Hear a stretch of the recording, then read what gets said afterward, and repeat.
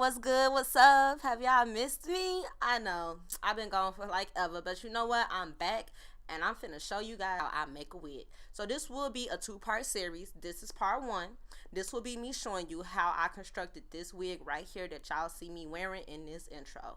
Oh, and guess what? I will be using the got to be glue method to put it on in part two, so stay tuned for that. But for now, let's go ahead and jump up into this video. So here is what you're gonna need. Obviously, you need your sewing needles and your thread to sew with your needles. I like to pre-thread my needles. I do about 8 to 12 needles every time when I'm getting ready to make a wig. It just makes the process faster, trust me. T-pins to hold everything in place. Of course, you need your hair, you need your closure, your frontal, and your bundles. This method works for all of those. You're also going to need a dome cap, whatever kind is your choice. I usually use spandex, but this was my first time using a mesh dome cap to create this wig. You'll need your head clips to hold everything up out of place. And of course, your mannequin head. You can use the kind I got, which is the styrofoam head, or you can use one of the more expensive professional kinds that you can buy at Sally's. So without further ado, let's jump right into it. So I'm just going to start off real simple. I'm going to put my dome cap onto my mannequin head. Now, what I'm showing you here is the seam of the cap. I decided to go ahead and put that in the front because this is where our closure is going to lay. So that part is going to get cut away anyway. So it's kind of like, I guess, reassurance that my wig would last longer without my cap coming apart because I'm going to get rid of it regardless. So before I start sewing, I want to measure out where my closure is going to sit. And I like to put it right past the front of the cap. If you can see, I'm bringing the hairline just a tad bit forward from the front of the cap because I feel like it makes it easier to blend in once I put the wig on my head.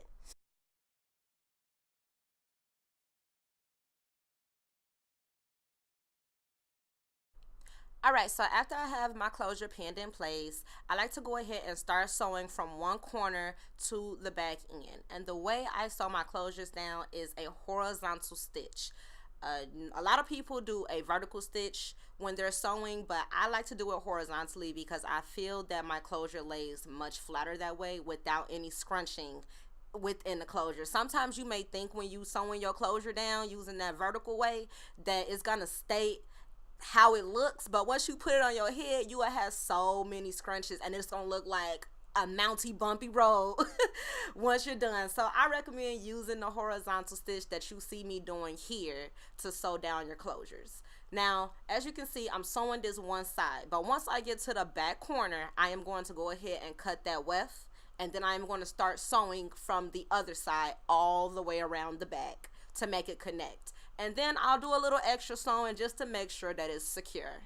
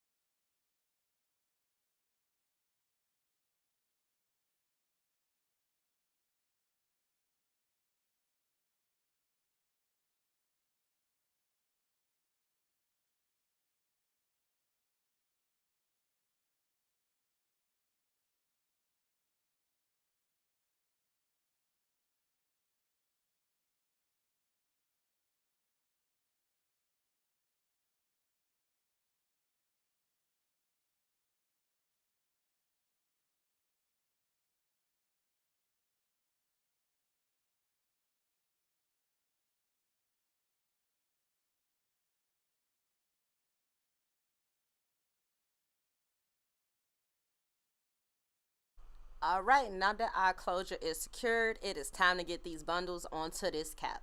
So I have 3 bundles of 14 inches. All of my bundles are the same. But if you have bundles in different lengths, you always want to start with the longest bundle first. And what I like to do is with my first bundle, I double my weft. I go ahead and take those two end pieces as you see right here. I connect them together, and this is where I start my sewing process. So I go ahead and map out where I want to lay my first track. Now, pay attention here because I'm not going to put the track right on the edge. I'm actually going to leave about an inch of space right at the bottom with no track there. And the reason why I did this was because I wanted to see if my elastic band would be more elasticy since I'm not sewing through it. And I think my results came out pretty good.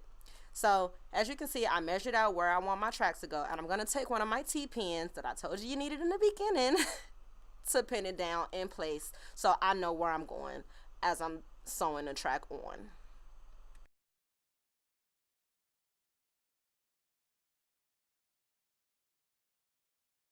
So everyone should be familiar with how to sew on your tracks to your wig by now. But if not, if you are a strict beginner, I got you covered, boo. All you gotta do is take your needle and puncture the first part of the weft. When you are starting a new weft, you will always need to make sure that weft is secured to the cap. Don't think that you can just go around that weft with the thread and it's gonna stay secured. No, sweetheart. Go through that weft with the needle when you first start sewing. That will make sure your wigs last long. Yeah, I know they say shedding. You'll be fine, girl. I promise. But continuing on, after you get that first part of the weft secured, you want to go ahead and just sew like normal. Now this would be an example of a vertical stitch that you see me doing here. I don't like to do that with my closures, as I explained earlier, but for my wefts I do.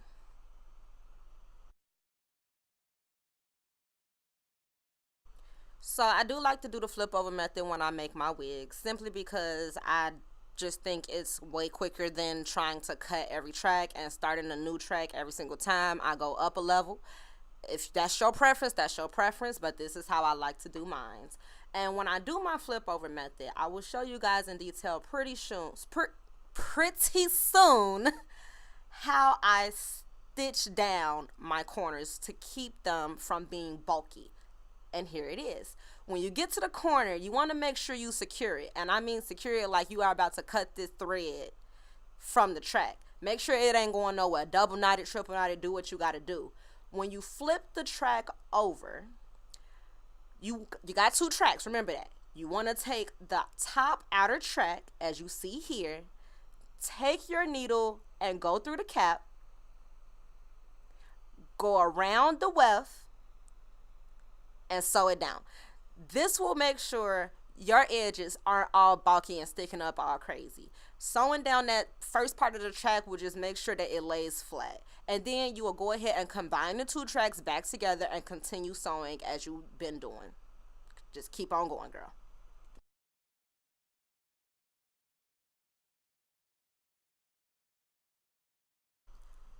We have officially put the entire first bundle in, and as you can see, we've covered a lot of surface area on this wig.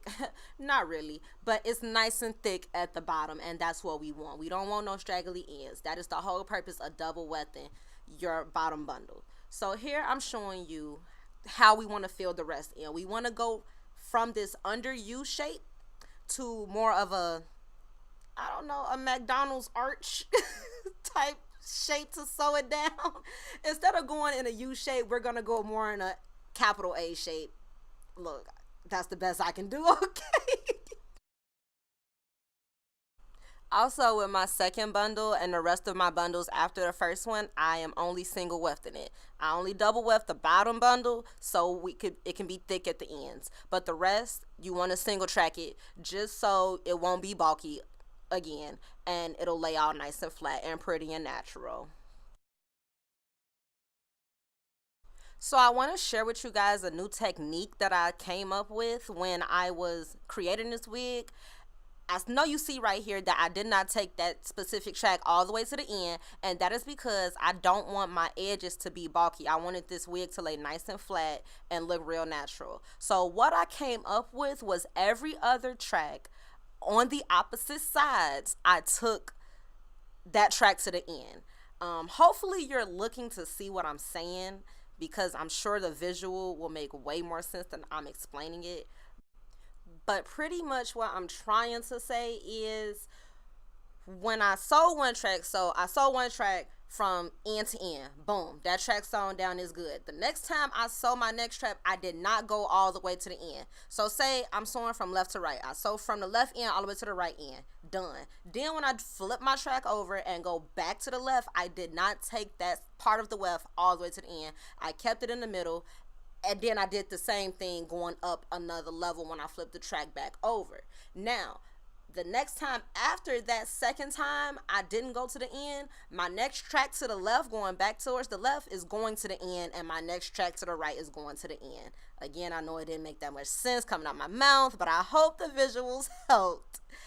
And this just created for a very flat product around my face, but it created so much volume in the back. So I think this is going to be a method I use when I'm making my wigs in the future. So as you can see, we are almost finished with this wig. Yes! At this point, once I get to my last bundle and I got about this much space, about maybe 6 or 7 more tracks to sew on before I'm done, I like to cut my wefts. Just at this point though, simply because again, I wanted this to be a nice flat natural wig. And yes, you can create flat wigs using the flip over method all the way up to the top. I just don't have the best luck. So this works for me. This is how I chose to do it.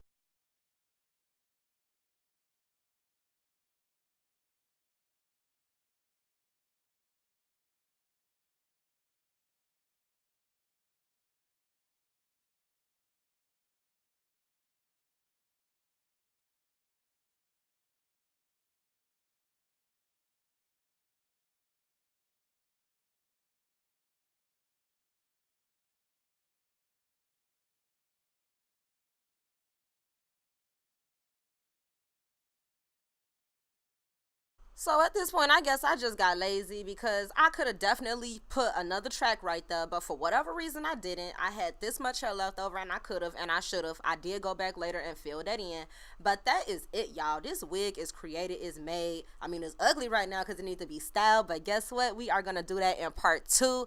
Thank y'all so much for watching this video. I hope it was both educational and enjoyable for you guys. I really did have fun editing this video and putting it all together for y'all. So please give me a thumbs up, like, rate, comment, and subscribe if you like me. Until the next video, I am JazzyDenise. Be you, be beautiful. See you guys later.